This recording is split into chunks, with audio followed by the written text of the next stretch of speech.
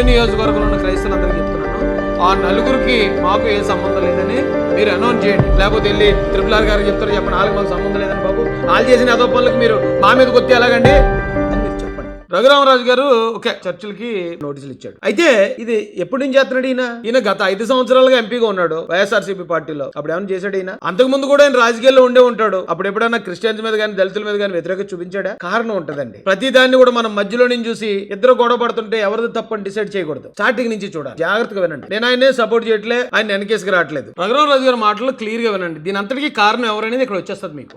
అనుమతి లేని చర్చలే ఆకివీడు మండలంలో 113 ఉన్నాయి. గృహ సముదాయాల నడుమ హౌస్ ట్యాక్స్ కడుతూ చర్చలు ఇలాగ నడిపితే అది చెల్లదు కనుక వాళ్ళందరికీ నోటీసులు ఇవ్వడం జరుగుతుంది.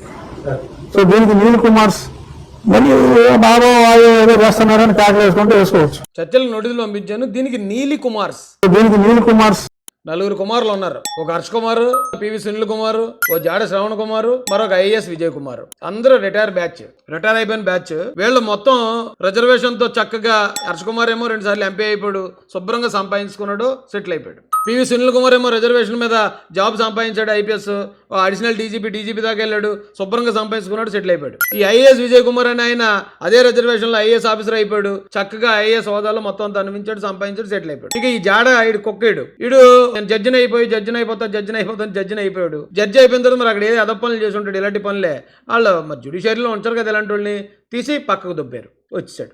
వీళ్ళకి ఇప్పుడు పని పోవటం లేదు, నిరుద్యోగులు, రాజకీయ నిరుద్యోగులు. వీళ్ళు ఇంటెన్షనల్గా రఘురామరాజు గారిని రెచ్చగొడేస్తున్నారు. వీళ్ళందరిపైన జగన్మోహన్ రెడ్డి గారు క్రిస్టియను, ఈ నలుగురునేమో ఎస్సీ మాలోళ్ళు. ఈ మాలోళ్ళు నలుగురు జగన్ పార్టీలో ఉండి చేస్తే వాళ్ళు చేసే పనులకి ఆ చెడ్డ పేరు జగన్ పార్టీకి వెళ్తుంది. కానీ వీళ్ళు ఏం చేస్తున్నారంటే అంబేద్కర్ని అడ్డు పెట్టుకుని, కులం పేరు అడ్డు పెట్టుకుని, మతం పేరు అడ్డు పెట్టుకుని చేస్తున్నారు వీళ్ళు చేసే ఎదపనులన్నీ. ఆ ఎదపనులన్నీ చేయడం వల్ల ఏమవుతుంది? ఇప్పుడు రఘురామరాజు గారికి ఎవరిమో కోపం వచ్చింది, వాళ్ళకి సపోర్ట్ చేస్తున్నట్టున్నారు ఎస్సీ వాళ్ళు, వాళ్ళకి సపోర్ట్ చేస్తున్నట్టున్నారు ఈ చర్చిల్లో ఉన్న క్రిస్టియన్స్.